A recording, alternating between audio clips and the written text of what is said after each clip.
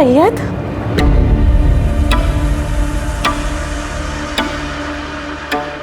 सैयद तुम आ गए? तो पकड़ो। नहीं, प्लीज अंदर। प्लीज बोलो, प्लीज मुझे बाहर आने प्लीज।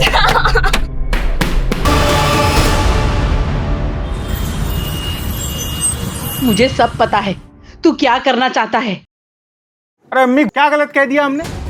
एक बात बताओ, अच्छा खासा लड़का है वो, खुद की चक्की है उसकी, खुश रखेगा हमारी रुबैया को, देख लेना। बहन की खुशी की इतनी फिक्र होती तो 50 साल के बुढ़े का रिश्ता न लेकर आता तू। अभी उसकी अम्मी जिंदा है उसका ख्याल रखने के लिए। अरे तो कब तक जिंदा अरे अम्मी, समझने की कोशिश करो, घर के हालत पता है ना क्या है हमारे, देख नहीं सकती है वो, कोई लड़कों की लाइन नहीं लगने वाली यहाँ पे उसके लिए। देखना मैं उसका निकाह ना।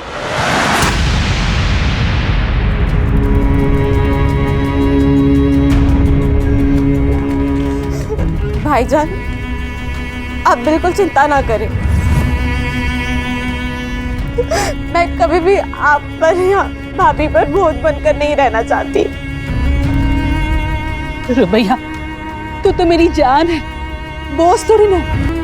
ऐसे जबरदस्ती निकाह नहीं करवाऊंगी मैं। देखना मेरी गुड़िया का निकाह नेक, ईमानदार, फरमाबरदार लड़के से करवाऊंगी मैं। हाँ अम्मी, क्यों नहीं? एक लड़की जो देख नहीं सकती, जो हूर की परी है, उसके लिए करोड़ों की गाड़ी में आएगा ना लड़का निकाह पढ़ने के लिए। अम्मी, ये ख्वाब है तुम्हारा, ख्वाब ही रहने दो। वो ना अल्लाह देखेगा, तू अपना काम कर। आ बेटा आ।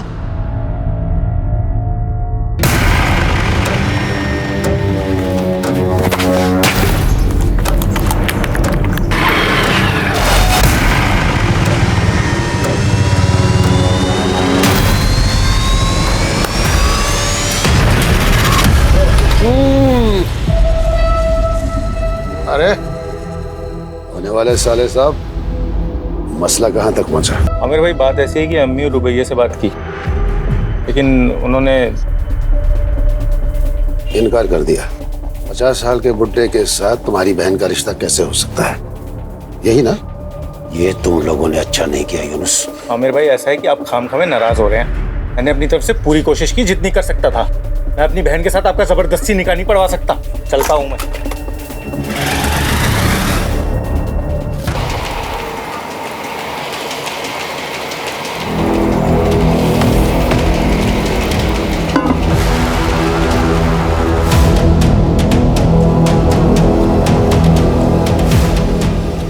अरे हमसे क्या शर्माना, हमारी दुल्हन बन के ही तो आ रही हो। तुम्हारे भाई यूनुस से बात हो गई है।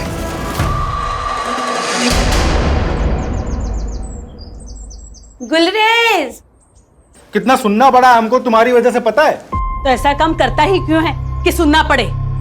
गुलरेज, आ गई बुढ़िया। ए गुलरेज। अरे खानम, आओ आओ। सलाम अलैकुम। वालेकुम अस्सलाम। आओ बैठो।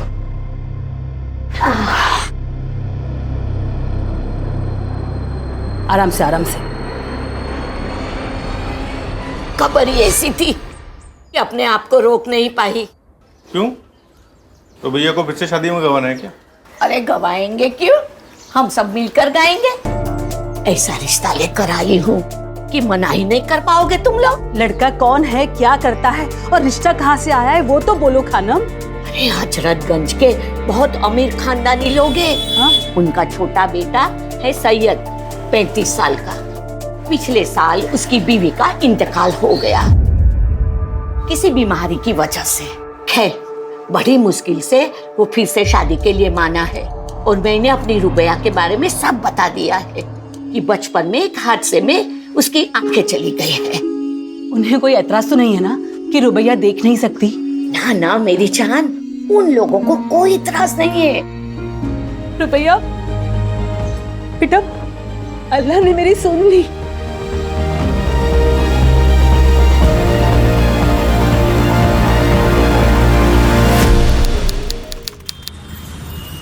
सैयद अमीन इब्न तौफीक अमीन, आपका निकाह रुबैया शेख बिनते फैज शेख से टिक्का राइजुल वक्त 51,000 में तय पाया है। क्या आपको कबूल है? जी कबूल है। भाई कबूल है, मुबारक हो। मुबारक हो, मुबारक हो बेटा, मुबारक हो। रुबैया शेख बिनते फैज़ आपका निकाह सैयद अमीन इब्ने तौफीक अमीन से सिक्का राइजुल वक्त 51,000 में तय पाया है। क्या आपको कबूल है? जी कबूल। भाई कबूल है। मुबारक हो, मुबारक हो, मुबारक हो।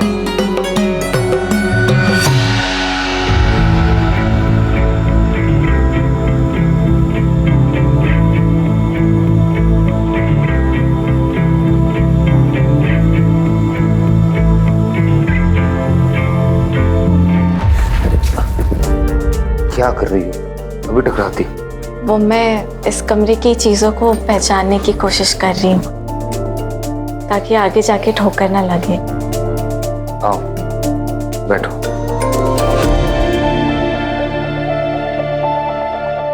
फंक्शन वगैरह से ना बहुत थक गए हो, नींद भी बहुत आ रही है। तुम्हें अगर फ्रेशन अप होना है तो तुम हो जाओ। हाँ?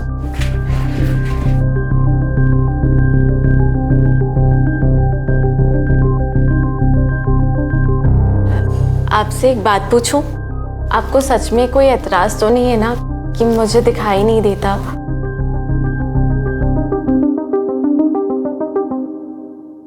बिल्कुल सपनों की जैसी शादी थी हमारी।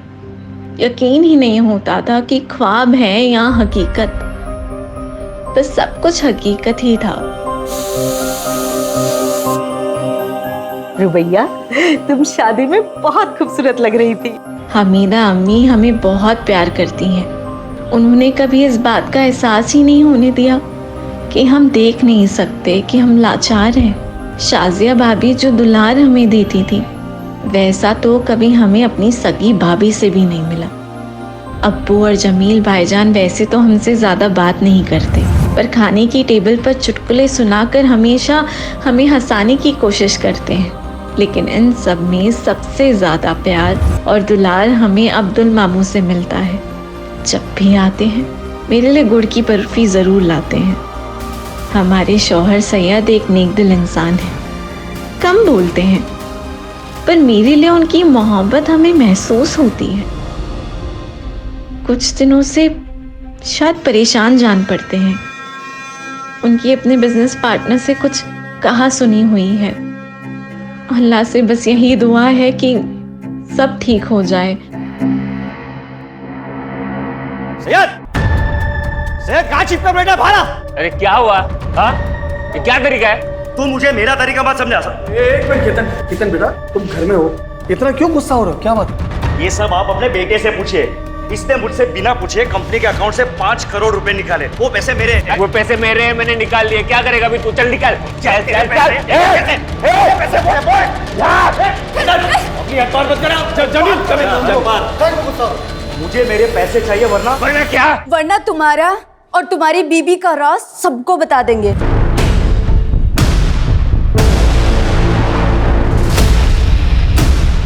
कौन सा सच और क्या बोल रही हैं ये?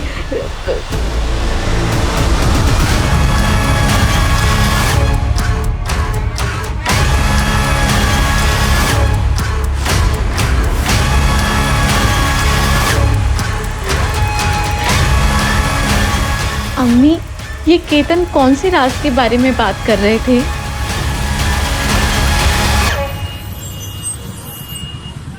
हाँ मित्र। अच्छा वहां भी नहीं है।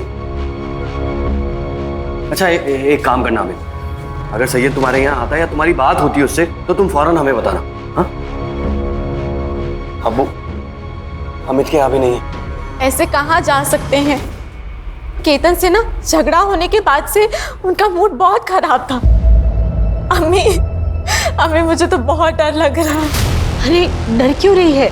सैयद मुड़ी है, वो वापिस आ जाएगा।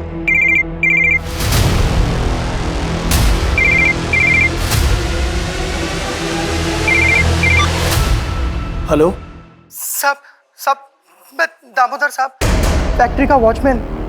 सैयद साहब यहाँ पे खून में लथपथ पड़े साहब। क्या?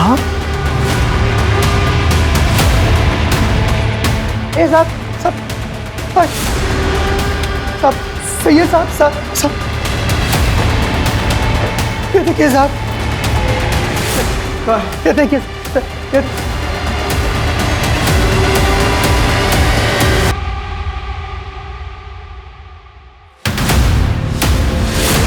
सैयद, सैयद मेरे बेटे, देखो ये क्या हो गया से? अब संभालिए। बॉडी पे कोई स्ट्रगल के निशान तो नहीं है। हथियार दिल के आर पार है। एक ही झटके में ढेर कर दिया। ये केतन और दीना नहीं मेरे बेटे को मारा है साहब, उन दोनों ने ही मारा है।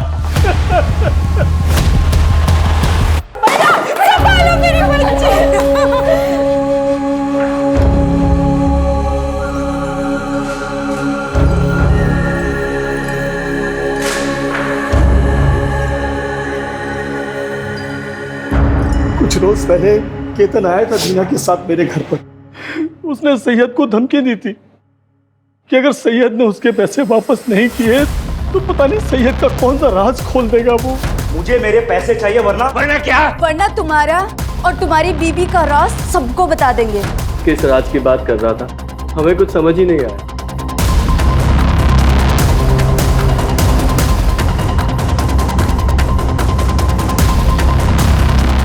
साहब शाम को 5 बजे मिल बंद हो जाती है।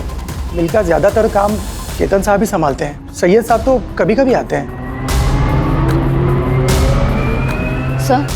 सर सब कुछ छान मारा लेकिन कहीं भी कोई ऐसा निशान नहीं जिससे लगे कि यहाँ झगड़ा हुआ है। वॉचमैन वगैरह से पूछताछ कर लिया, किसी को कुछ नहीं पता। बॉडी को पोस्टमार्टम के लिए भेजो और फैमिली मेंबर्स को इन्फॉर्म करो जब तक का इंक्वायरी पूरी नहीं हो जाती ये फैक्ट्री बंद रहेगी। और ये केतन और दीना उन्हें पुलिस थाने लेकर आओ। बाकी फैमिली मेंबर से तुम बात करो। यस। कॉल रिकॉर्ड्स चेक किए हैं आप लोगों के? 12 से 1 फैक्ट्री में क्या कर रहे थे? ऐसा क्या काम आ गया? सैयद से कौन से राज फाश होने की बात कर रहे थे तुम लोग? मुझे मेरे पैसे चाहिए वरना क्या? वरना तुम्हारा और तुम्हारी बीबी का राज सबको बता देंगे। मुझे नहीं पता कि वो किस राज के बारे में बात कर रहे थे। मैं तो खुद सुन के हैरान थी। सच सच बताओ, सैयद को क्यों मारा? सर हमने सैयद को नहीं मारा।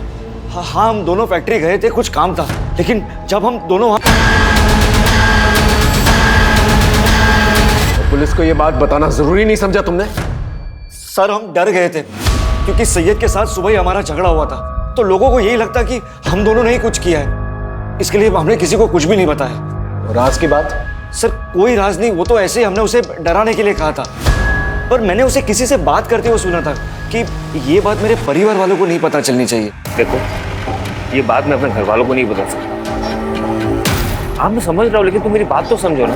पर वो बात क्या है वो हमें नहीं पता।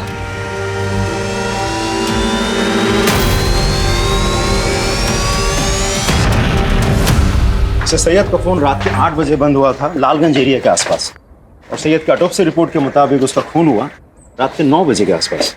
लेकिन सर केतन और दीना तो रात के 12 बजे आए थे फैक्ट्री में। सर ऐसा भी तो हो सकता है मारा कहीं और हो और बॉडी डंप करने यहाँ फैक्ट्री में आए हो। इतनी बड़ी बेवकूफ़ी वो नहीं कर सकते क्योंकि वो जानते हैं अगर बॉडी मिल में मिलेगी तो सबसे पहले पूछताछ होनी चाहिए। लेकिन सर मुझे ये समझ में नहीं आ रहा है कि सैयद के बारे में केतन ऐसा क्या जानता है जो हमसे शेयर नहीं करना चाह रहा। एक काम करो अंकिता, रुबैया से जाके दोबारा पूछताछ करो, हो सकता है कोई इन्फॉर्मेशन निकले। Okay sir. अम्मी, अम्मी कहाँ है आप? अब्दुल मामू, शाजिया भाभी, हमें आपको कुछ बताना है, आप यकीन नहीं करेंगे। क्या हुआ रुबैया? जल्दी आए। क्या हुआ बेटा? अम्मी, सैयद जिंदा है। वो कल रात मुझसे मिलने आए थे। ऐसी बातें करके क्यों हमारा दिल जलाना चाहती हो रुबैया? रुबैया की बातों पर ध्यान मत दो, वो अभी होश में है। नहीं अबू मैं सच कह रही हूँ, सैयद जिंदा है। वो कल रात को मुझसे मिलने आए थे। हाँ बेटी, हाँ बच्ची समझ रहा हूँ मैं। तुझसे बहुत प्यार करती थी, इसीलिए तुझे ऐसा लग रहा है। नहीं, आप लोग मेरे बात का यकीन क्यों नहीं कर रहे? सैयद जिंदा है, मैं सच कह रही हूँ, मेरे सैयद जिंदा है। ना ही मैं झूठ बोल रही हूँ, ना ही मैं पागल हूँ मैडम, मेरे सैयद जिंदा है। वो रात को मुझसे मिलने आए थे और देखना आज भी आएंगे। आपको जल्दी मेरी बातों पे यकीन हो जाएगा, मेरे सैयद जिंदा है। अब मैं इसे कैसे यकीन दिलाऊं कि इसका सैयद अब इस दुनिया में नहीं। देखिए, मैं समझ सकती हूँ कि पति के जाने का इन पर गहरा असर हुआ है। आप जल्दी इन्हें अच्छे से थेरेपिस्ट को दिखाइए। सैयद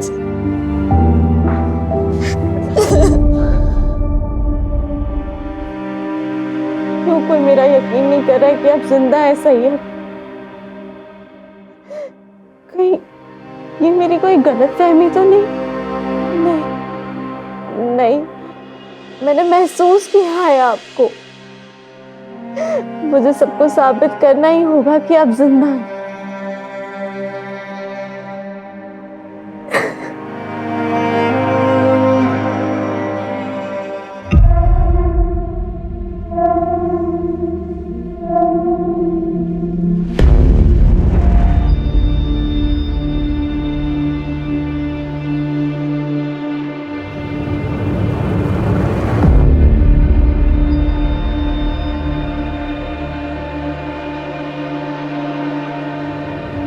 सैयद,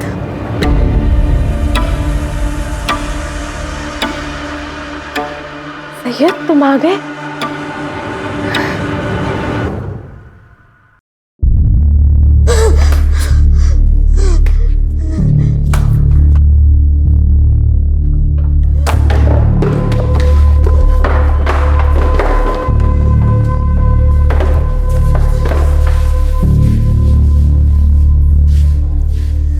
अम्मी समझा करो, हमको घर बेचना ही पड़ेगा। नहीं बेचेंगे ना तो खाने के भी लाले पड़ जाएंगे। दुकान बंद हो गई है तो दूसरा काम कब मिलेगा उसका कुछ पता नहीं है। रुबैया का फोन है।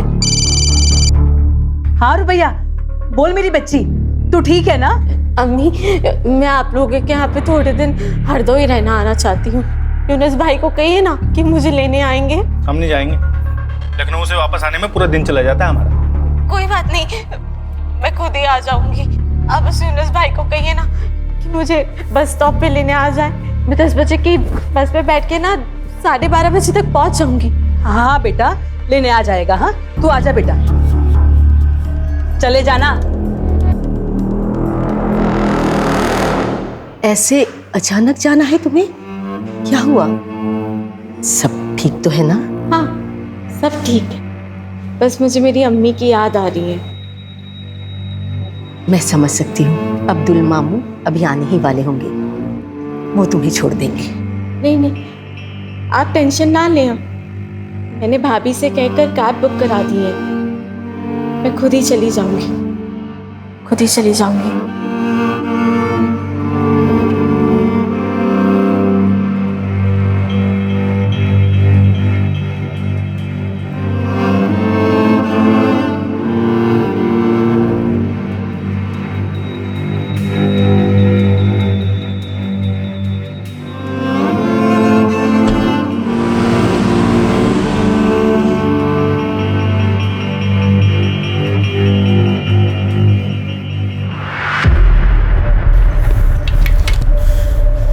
जरूरत थी क्या ऐसे यहाँ पे आने की?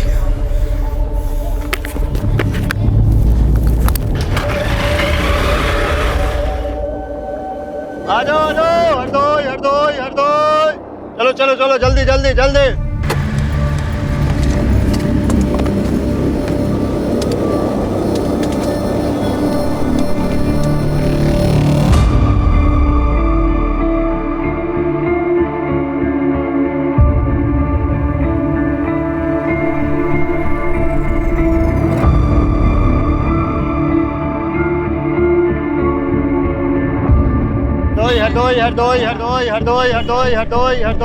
हरदोई।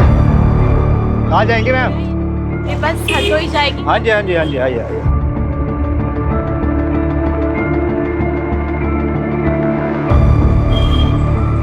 चलिए आराम से। चलिए। आराम से।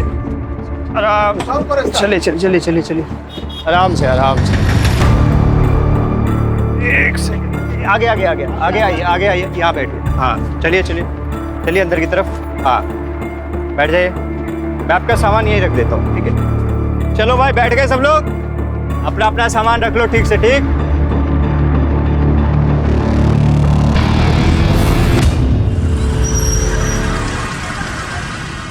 हाँ हाँ, आदाब गुलरेज बहन।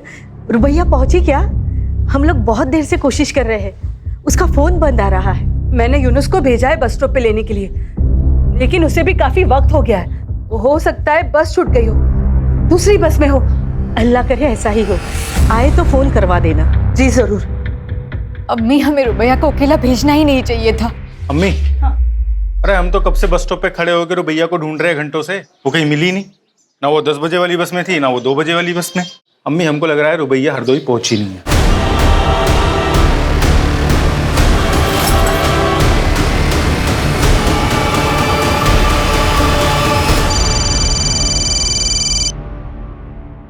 हाँ बोलो। क्या?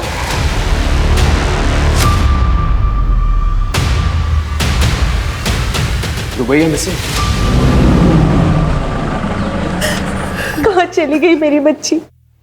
पता नहीं क्यों उसे यकीन था कि सैयद जिंदा है और वो उसे रात में मिलने आता है। मुझे लगता है कि शायद इसीलिए मेरे पास आना चाहती थी, ताकि उसके ससुराल वाले को ये ना लगे कि उसकी दिमागी हालत ठीक नहीं है। कभी उसे ये सब नहीं कहा। अच्छा, एक बात बताइए, सैयद और रुबैया के आपसी रिश्ते कैसे थे? मेरा मतलब है, उन दोनों में सब कुछ ठीक ठाक चल रहा था? सर, दोनों के बीच के रिश्ते बड़े अजीब थे। सैयद रुबैया से हमेशा एक दूरी बनाए रखता था, कभी बात भी नहीं करता था उससे। पर रुबैया हमेशा कहती थी कि कमरे में वो बड़े प्यार से रहता है। सर, मुझे ये बात बड़ी अजीब लगती थी।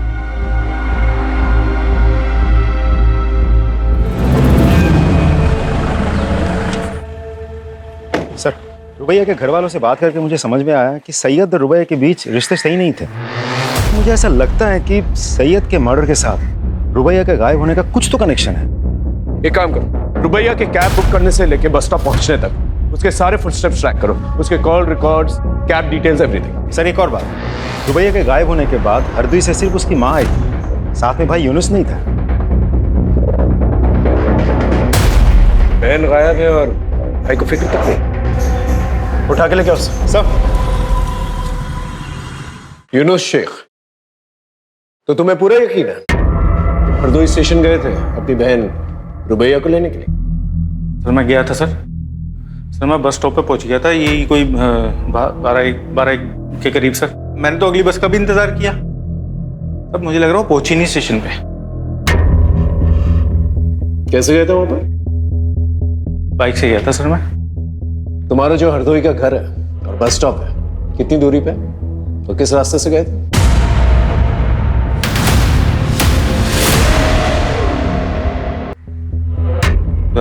दूरी तो सर यही कोई 10 किलोमीटर की दूरी पे है सर। और फिर आता है, सबसे पहले राउदी चौक आता है और फिर उसके बाद एक बड़ी सी बाजार आती है सर, उसके बाद बस स्टॉप। नहीं सर, उससे पहले ही एक बड़ा सा आम का बाग भी आता है, उसके बाद आता है 2 किलोमीटर की दूरी पे है बस स्टॉप। ठीक है, जाओ, लेकिन जब भी बुलाएंगे वापस आना। आ जाऊंगा सर। अंकिता, रुबैया के घर से लेके बस स्टॉप तक जितने भी होटल्स, मोटल्स, ढाबे हैं वहां पर जाकर पता करो और रुबैया के सारे डिटेल्स जो हैं आसपास के पुलिस स्टेशन भिजवाओ। रुबैया का फोन 8 बजे से एक्टिव था, पता करो किस किस से बात की इसने। और ये रुबैया का भाई यूनुस सितंबर 15 को 10 से 4 के बीच में इसने किस किस से बात की, किस किस के साथ मैसेजेस एक्सचेंज किए, पता करो सब।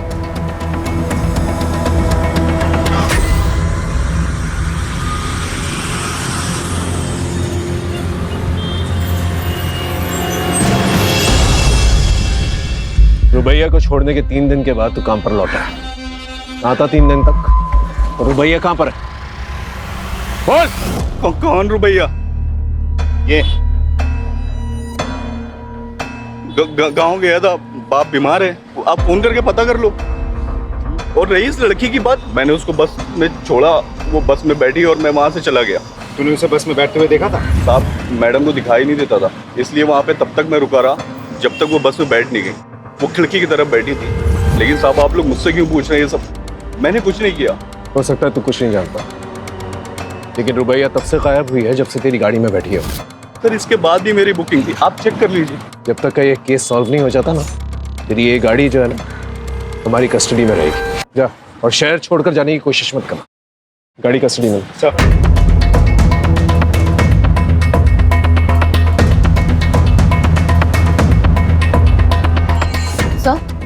सर हमने लोकल पुलिस स्टेशन से पूछताछ की, लेकिन रुबैया अमीन ने किसी भी होटल में चेक इन नहीं किया है सर हमने सीसीटीवी फुटेज भी चेक किया और यहाँ तक मॉर्ग जाकर उसके कदकाठी के डेड बॉडीज भी चेक की सर, लेकिन रुबैया का कहीं कुछ पता नहीं चला। तो आखिर ये रुबैया हरदोई बस स्टॉप से गई कहाँ? चल मैं नहीं जाऊंगी। ऐसे कैसे नहीं जाएगी? चल, मैं इस गंदगी का हिस्सा कभी नहीं बनूंगी। चलो। कैसे नहीं बनेगी? कमल भाई, अबे चुप कर एक मिनट। हाँ लाला, इसको डराने से कुछ नहीं होगा। कहो तो इसको अपने तरीके से इसकी औकात दिखाता हूँ। लड़की को खरोच भी नहीं आनी चाहिए, कोई दूसरा तरीका ढूंढ। ठीक है लाला।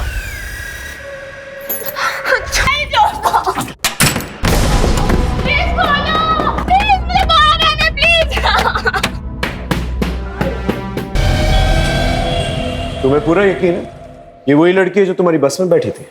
हाँ साहब, उस दिन यही लड़की बस में बैठी थी।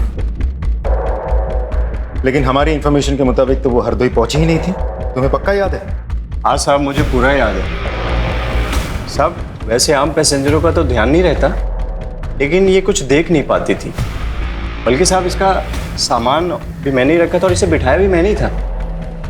अच्छा, तो तुम्हारी बस हरदोई पहुंची तो इस लड़की को उतरते हुए देखा था? साहब इतना तो याद नहीं है मुझे, लेकिन हाँ साहब, हरदोई से पहले जब बस चाय पानी के लिए रुकी थी तो मैंने इसको उतरते हुए जरूर देखा था साहब। चलो भाई, जिसको चाय वाय नाश्ता पानी करना है कर लो, बस सिर्फ 10 मिनट के लिए रुकेगी।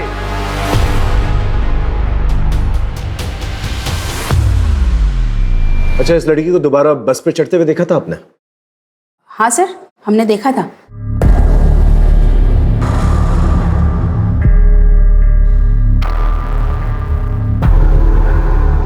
श्योर? श्योर। ठीक है, आप जा सकते। इसका मतलब रुबैया हरदोई पहुंची लेकिन अपने घर तक नहीं पहुंची। घर नहीं पहुंची मतलब रुबैया का भाई यूनुस नहीं तो कुछ? कोई है? प्लीज खोलो। कोई है? प्लीज खोलो। प्लीज मुझे बाहर आना है। प्लीज खोलो। खोलो।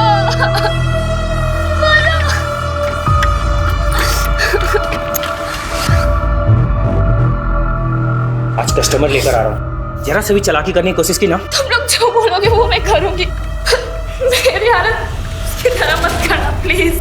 तैयार करके लेके आ।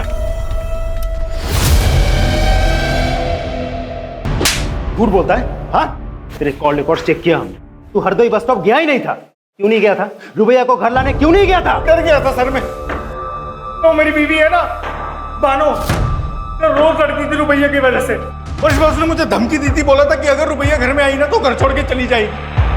क्या करता सर मैं? नहीं गया फिर।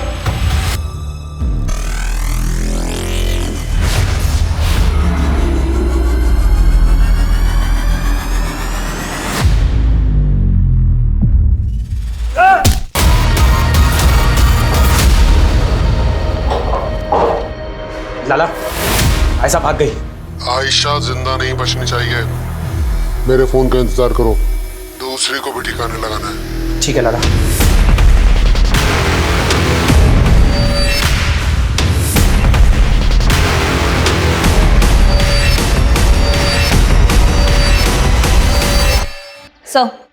सर हमने रुबैया के ससुराल वाले की सीडीआर चेक की सर। उनमें से 15 सितंबर को सैयद का भाई जमील, उसकी लोकेशन रुबैया के लोकेशन से मैच हो रही है। राजीव, इस जमील को उठा के लेके आओ।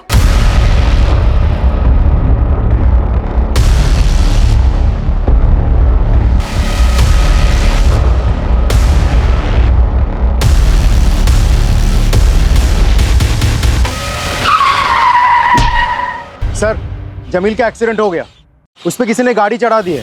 क्या? जमील हम?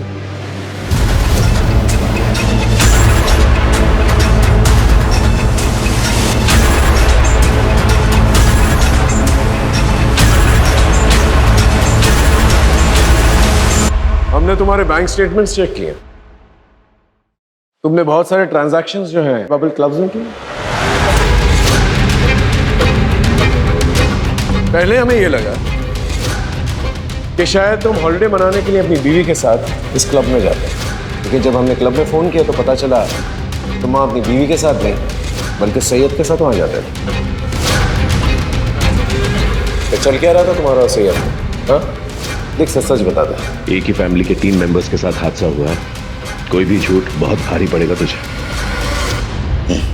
सर मैं बाइसेक्सुअल और सैयद गे था। हम दोनों एक दूसरे को डेट कर रहे थे और वो मुझे पैसे भी देता था। हम दोनों एक दूसरे के साथ बहुत खुश थे, लेकिन फिर पता नहीं एक दिन सैयद ने अचानक से आकर कहा कि वो दूसरी शादी कर रहा है और वो ये रिलेशनशिप को कंटिन्यू नहीं कर सकता। सर वो क्लब में अकेले जाने लगा, लोगों से मिलने लगा, उन्हें डेट करने लगा। सर उसने मुझे पैसे भी देना बंद कर दिया। रोज ऑफिस में हमारे झगड़े होने लगे और हमारे डिफरेंसेस लोगों के सामने आने लगे। और ये सब देखकर मेरी पत्नी दीना वो मुझसे सवाल करने लगी थी, इसीलिए उसके लिए मैंने जानबूझकर सैयद को धमकाया। लेकिन एक बात समझ में नहीं आई, सैयद की बीवी रुबैया वो उसके साथ 1 साल तक खुश कैसे थी और 1 साल तक सैयद का सच उसे कैसे नहीं पता चला? सर मुझे कुछ नहीं पता, लेकिन हाँ बुशरा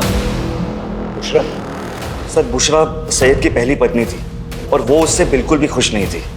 वो उसे डिवोर्स देना चाहती थी, लेकिन वो बोटिंग एक्सीडेंट में मारी गई। राजीव इस बुशरा के बारे में पता कर और बुशरा बोटिंग एक्सीडेंट के बारे में पता कर। जी सर। शिल्पा खत्री नाम की औरत आपसे मिलने आई है। शिल्पा बार क्यों मारेगी? यस मिस खत्री बोली। सर वो शायद रुबैया दोबारा बस में चढ़ी ही नहीं थी। क्या? लेकिन पहले तो आपने कहा था आपने उसे बस पे चढ़ते हुए देखा था। सर जब हमने उसे देखा था ना तब हम थोड़ा नींद में थे, लेकिन कल हमें याद आया कि जो लड़की बस में चढ़ी थी उसके हाथ में वो छड़ी क्या बोलते हैं उसे? Blind walking stick. हाँ वो नहीं थी। मिसेस खत्री वो चाय की दुकान याद है जहां पर बस रुकी थी? हाँ सर देखा था इस लड़की को यहाँ, उधर बैठी थी सर। हाँ मैडम क्या लेंगी, चाय या ठंडा? भैया 1 कप चाय दे दीजिए। ठीक।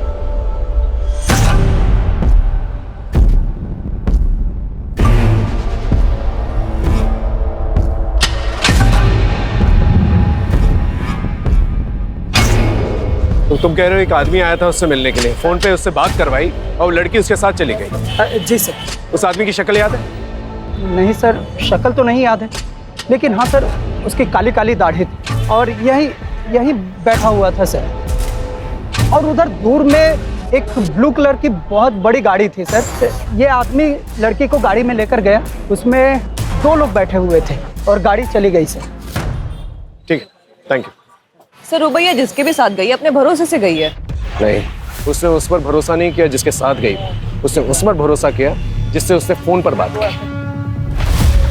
वो हरदोई अपनी अम्मी के घर पहुंचना चाहती थी, अपनी अम्मी को शायद कुछ बताना चाहती थी, लेकिन वो हरदोई पहुंच नहीं पाई। 15 सितंबर को जो ब्लू गाड़ी के बारे में बता रहा था ये टोल प्लाजा जाके उसके बारे में पता करो।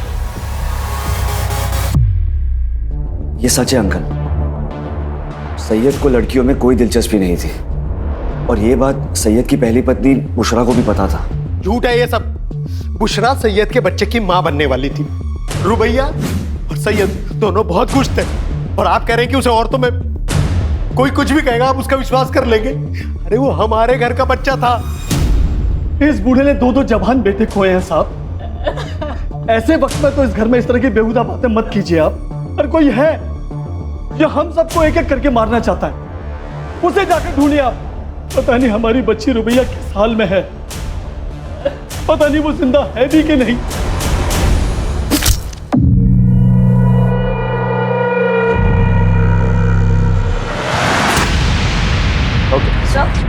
सूरजपुर के टोल प्लाजा का सीसीटीवी फुटेज आ गया और फ्रंट सीट पर बैठे 2 आदमियों का चेहरा दिख रहा है। कौन है ये लोग? गगन और बब्बन सर ये दोनों हिस्ट्री शीटर्स हैं और फिरोजपुर के ब्रोथल से भी इनका कनेक्शन है। उस गाड़ी के बारे में पता चला? किसके नाम पे रजिस्टर्ड है? जी सर जमील। जमील अमीन? यस सर वही रुबैया को लेकर गया था और इसके पहले कि हम उससे कुछ पूछ पाते उसका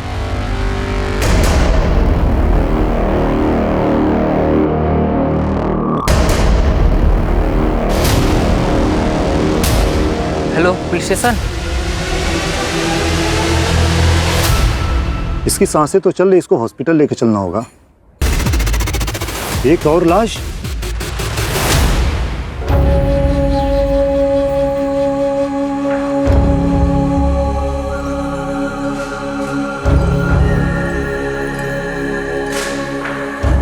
जी बोलिए।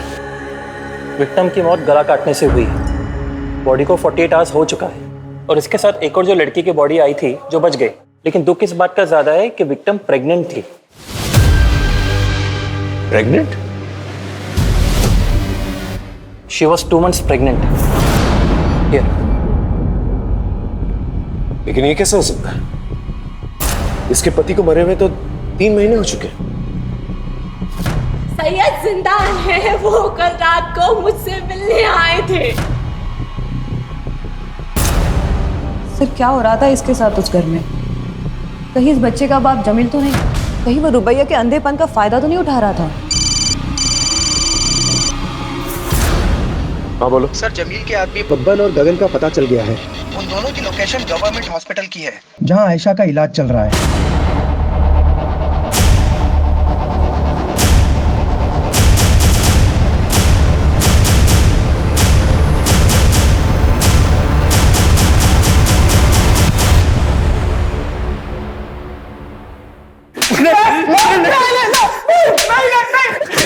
किसने कहा था उसे मारने के लिए? किसके कहने पे मारा? बोल।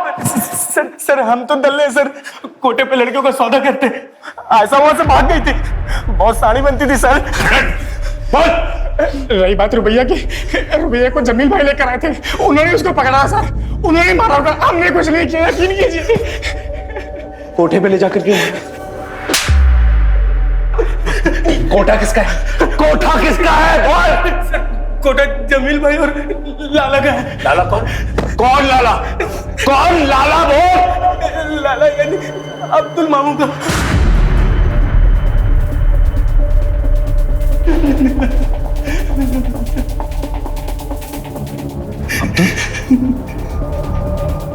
लेकिन अब्दुल तो रुबैया को अपनी बेटी मानता था, और जमील और सैयद उसके अपने भांजे थे। वो अपनी बहन के बच्चों के साथ ऐसा कैसे कर सकता है?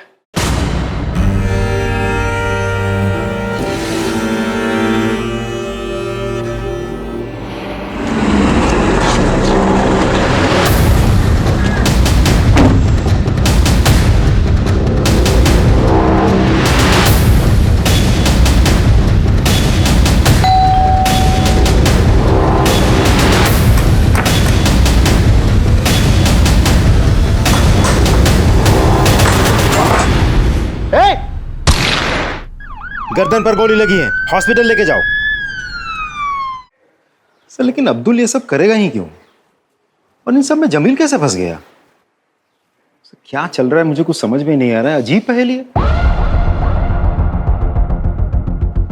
सैयद की पहली बीवी बुशरा, वो भी प्रेग्नेंट थी ना सर, और उसकी मौत बोटिंग एक्सीडेंट में हुई थी। सबका जवाब हमें इस सारे में मिलेगा। सर सन 2020 में भी भूषण अमीन ने अपने पति और ससुर के खिलाफ रिपोर्ट लगाई थी। ये देखिए रिपोर्ट। सैयद के खिलाफ तो कंप्लेन समझ में आती है, लेकिन तौफीक अमीन के खिलाफ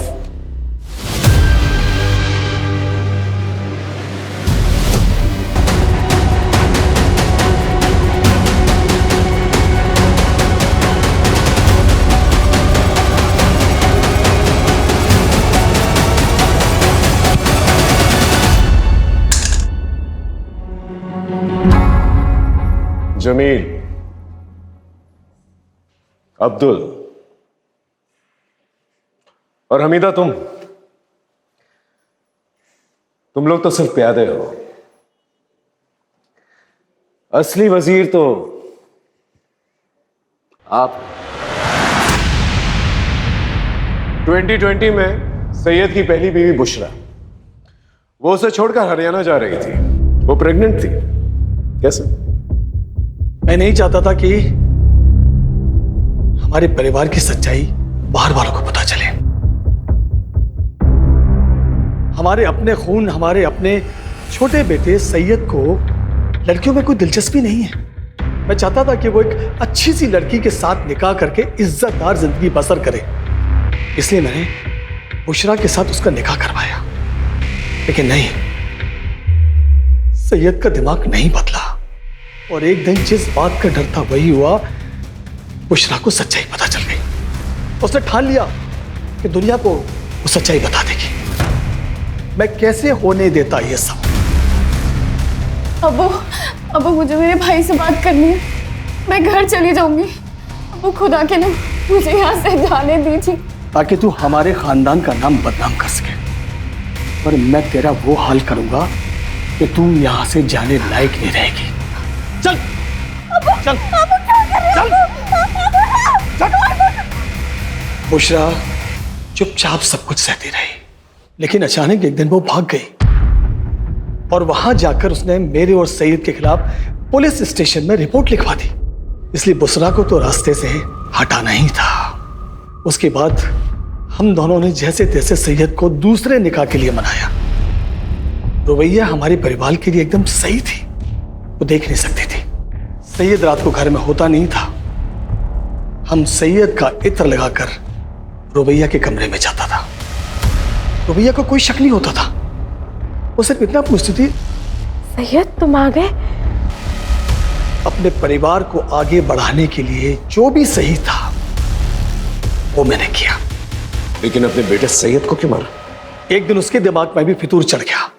आपको ये बात समझ में क्यों नहीं आती कि मुझे लड़के या नहीं लड़के पसंद है, और इसमें कोई गलत बात नहीं है। देखो, आप उस लड़की के साथ जो करना चाहते हो आप करो। उससे निकाह करनी है, उसके साथ सोना है, उसके साथ घूमने फिरना जाना है, जो करना है करो। लेकिन मुझे अपनी सच्चाई के साथ जीना है और मैं अपनी सच्चाई सबको बता के रहूंगा। सिंपल है। और मैंने अब्दुल से सैयद को मरवा दिया।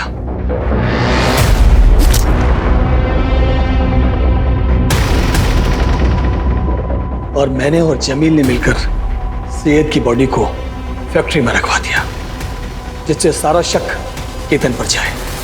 लेकिन एक दिन रुबैया को भी मेरी सच्चाई का पता चल गया।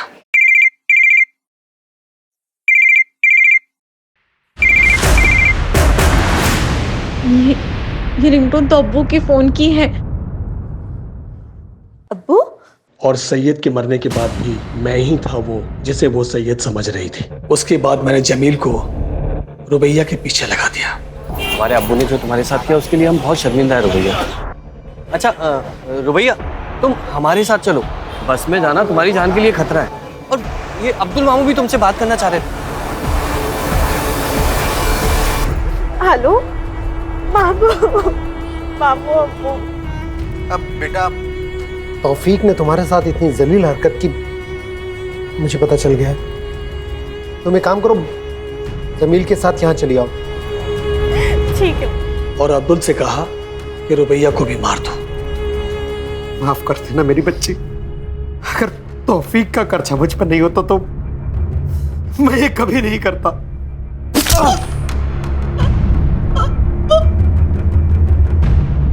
मैंने जो कुछ भी किया अपने खानदान की इज्जत बचाने के लिए किया। तूने जो कुछ भी किया है ना, अपने खानदान की इज्जत बचाने के लिए नहीं किया, बल्कि इसलिए किया कि तुम बहुत ही घटिया इंसान है। अपने बेटे की दोनों बीवियों का रेप किया है और मर्डर किया तूने। अब अपनी ये इज्जत लेकर सारी जिंदगी ना जेल में सड़ना।